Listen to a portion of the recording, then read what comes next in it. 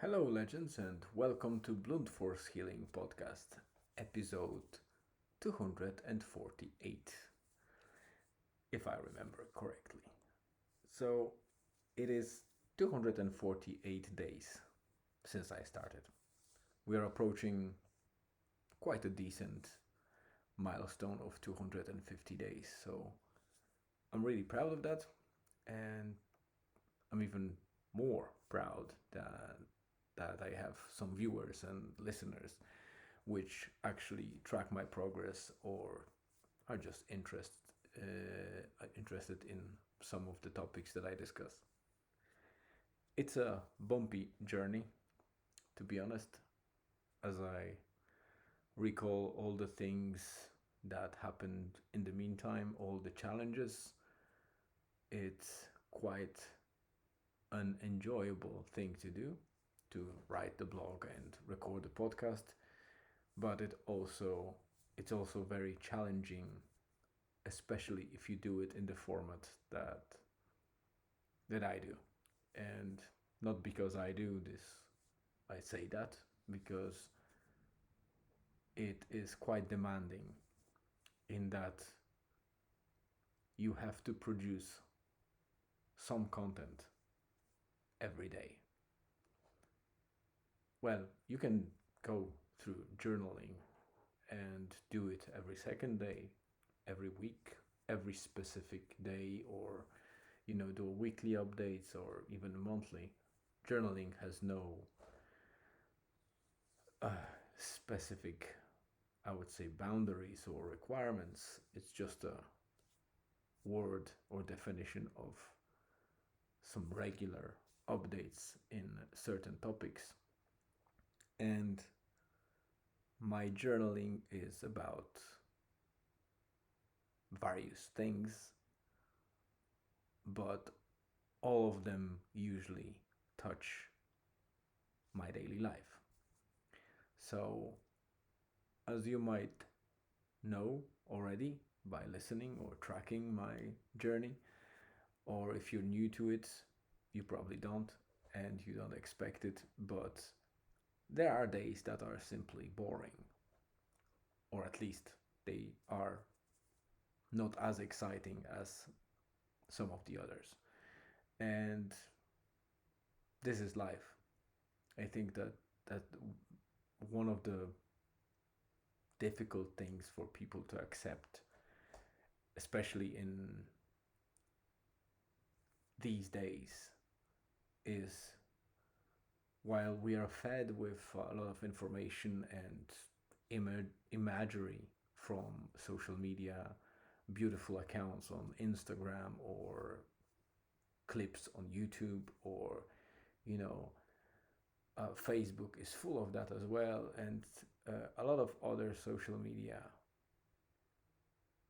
are feeding us those beautiful images or images that we consider beautiful, either of people having a lot of stuff or living above, I would say, average, well above average, and having different what I call toys because even supercar is a toy rather than something that is useful in life, unless you're a professional driver and you use supercars and earn money this way. Then obviously that's a bit a different story. But for most people, it's just a toy, and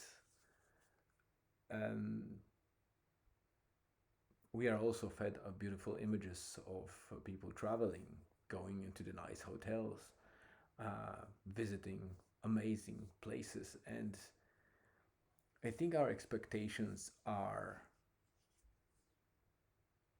that life will be or should be in some way full of those days and those exciting elements, but it's not. Even for those people that you see out there posting those amazing things, life is not every day like that. It's very different on a daily basis than it is visible on those channels. Why? Because it wouldn't be exciting or um, cool to follow a person that posts five boring things during the week, and maybe 1 or 2 days are with the great imagery. It's better for those accounts to actually create that beautiful imagery as they go and post them, sometimes every day, so it looks like every day they have something exciting to post about. And that skews our perspective on life.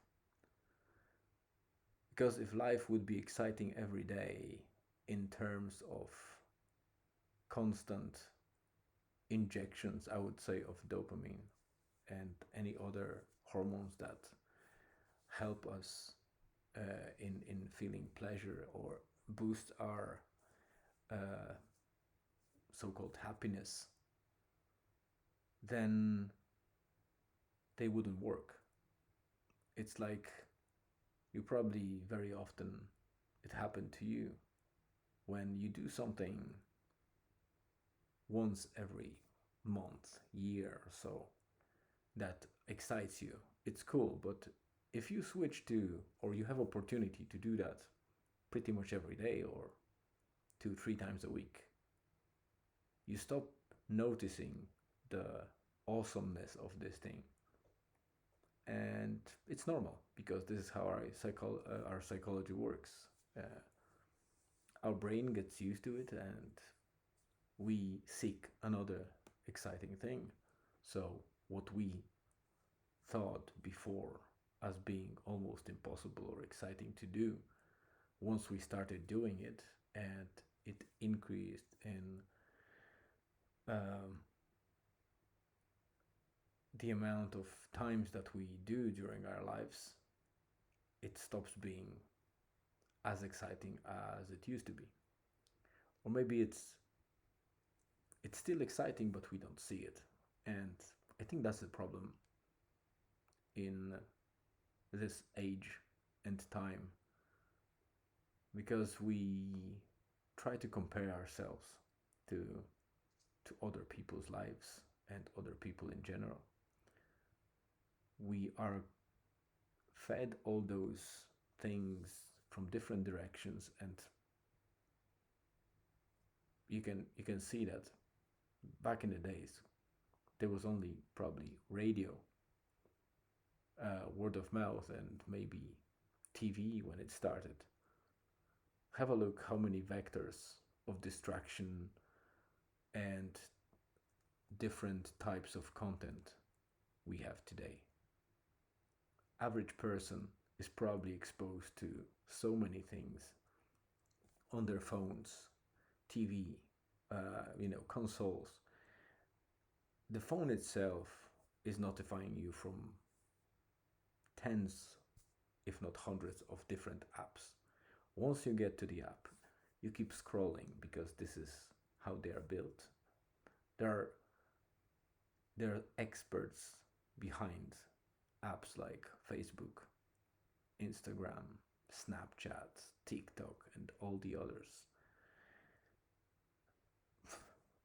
I forgot to mention Twitter because Twitter is a completely different beast. We can put aside who is owning it now, whether you like it or not, whether you like Elon Musk or not. It doesn't really matter. Both before and after acquisition by Elon of majority of shares in Twitter, Twitter is still the same thing. And I'm very careful in using Twitter because regardless how I use it, I see dangerous pattern where it seems like in a lot of cases people are going there to troll others, to get into discussion, but not on a level where you exchange the opinions, but rather they go there to prove their opinion is better than the others. And even unintentionally, sometimes, but they get into those discussions, and I can see a lot of, maybe word hate is not the right one, but I can't come up with something other than that. But it's on the verge of animosity. People are just ranting about different things. They are fighting over things. It's probably the most divided social media that will ever exist. And we can talk about free speech or freedom of speech and other things that some people say about Twitter to be. But I've learned over years that you're just one or two follows away from very different and weird content displaying in your feed. Even recently, I don't even know if I followed any other person, but I might have followed one account, and suddenly I am displayed a lot of videos of people fighting, and I mean like a vicious fights caught on the CCTV cameras. And the problem is that these videos are not coming from this account. Every video I see is from accounts that I don't follow. So why is Twitter suggesting me those? It's very disturbing. For an app that was meant to be leading freedom of speech or kind of a free platform to discuss things, it's not the first time that I see weird content coming up on my feed, and that was before Elon took it over. Maybe it's increasing now, maybe it's decreasing, I don't know. I'm not that much on Twitter, and I don't have any research to back any of these things, so I won't be expressing opinion around that from my perspective. But I just like to talk about these things and remind people that there is a world out there outside of these devices. And there are some people that like to do a detox from technology by just putting phone away, sometimes for days, sometimes for hours. Obviously, if your life is depending on the work that requires you to be close to the phone, at least during the work hours, that's almost impossible to do, but you can do that outside of work hours and try to enjoy more of your life without devices. And it's hard, but it's hard for a reason, because all of that technology made it hard for us. We have been washed out of a lot of creativity because we consume, and that's how the brain works, and you can find a lot of research around it. It's not a new concept. The more you consume, the less creative you are, because you're not training that muscle of creativity in you. But there is hope. That muscle can be retrained or awakened again. There is a myth that people lose their creativity as they become adults, and that's a lot of BS that has been proven wrong and debunked a lot of times already. Yes, you have still creativity in you. It's just the way that, well, not you as you only, but myself. I see in myself also lack of creativity.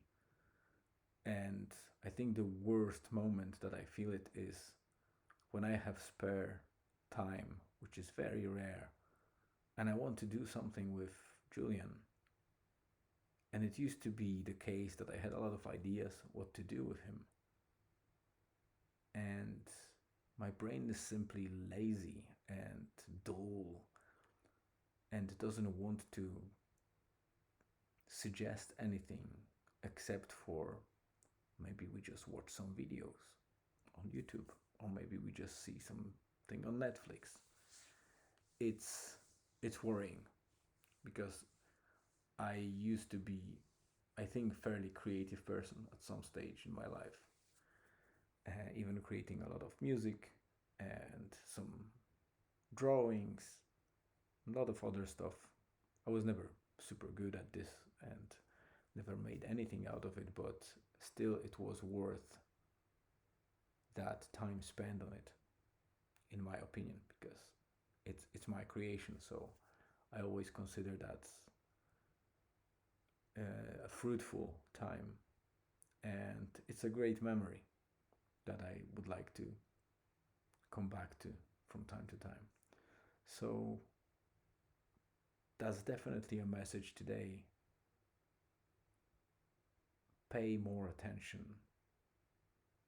to your day because we are lost in work hours, daily life, what we have to do or what we must do according to some unwritten schema within society. And today's blog post touches a little bit on that because I named it Inner City Pressure and described a little bit my story behind arriving in Ireland and how I ended up in Donegal. If you're interested, the link is in the description. I highly recommend to go there and read it. It's probably about 5 minutes read, if not less. My blog posts are usually fairly short to read, to not make anyone bored too much. So, yeah, if you're interested about that, go ahead and read it. I really appreciate your time in reading as well as watching this or listening, because obviously this video recording also has an audio track that is in a form of podcast on Spotify. It's in a video format on Spotify as well, and obviously it lands on YouTube too. So today I'll be finishing now, and just a quick summary, the boring details of how my day went. It went or started pretty terrible, I think, because I woke up early yesterday due to that meeting that was rescheduled, and I didn't go to sleep, so I was awake from 6 a.m. to probably 22 or 20 to 30, let's say 11 p.m. So that was many hours, and late afternoon slash early evening I did that 5k 5.5k run, which was really exhausting. So it seems that it took toll, because in the morning when I woke up for that meeting that was actually happening, not only I was feeling dreadful, but this meeting lasted only 10 minutes and I couldn't stop myself from going back to bed. And actually I saw Julian still deep sleeping, wrapped up in the bed sheets and all that stuff. So I decided to lie just beside him and have a nice nap before 9 a.m. And I couldn't even remember when he went to school because my wife took him. So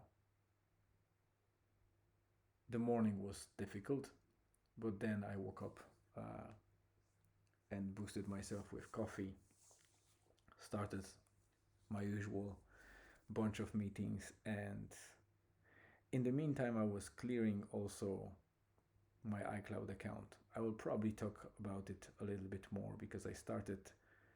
Uh, it is a form of habit, but it will be probably a limited time habit because at some stage the iCloud photos will end and I won't be needing to do that task anymore. But I might turn it into some habit to keep my photo gallery tidy so I don't have to do that again in a couple of years' time. But yeah, let's leave it for tomorrow. I already feel my head drifting towards bed, so I won't be boring you too much. I did a short 1 mile maintenance run chasing my wife, then we came back because she was on a walk. So another mile walking, and then we spent a good, I would say, good hour or hour and a half with Julian, training a couple of shots, long touches, and some throw-ins. So he gets better and better in throwing the ball from out, because it's a very important skill. I think that it's underrated by many soccer players. All right, guys, it's 22 minutes almost, so thank you very much for coming. I know I promised, well, I didn't promise maybe, but I said that I might bring Julian in for today's episode. I didn't manage to do that, but maybe we can do it tomorrow. So stay tuned. Have a great day, afternoon, or night, wherever you are. And stay cool, stay safe. See you tomorrow.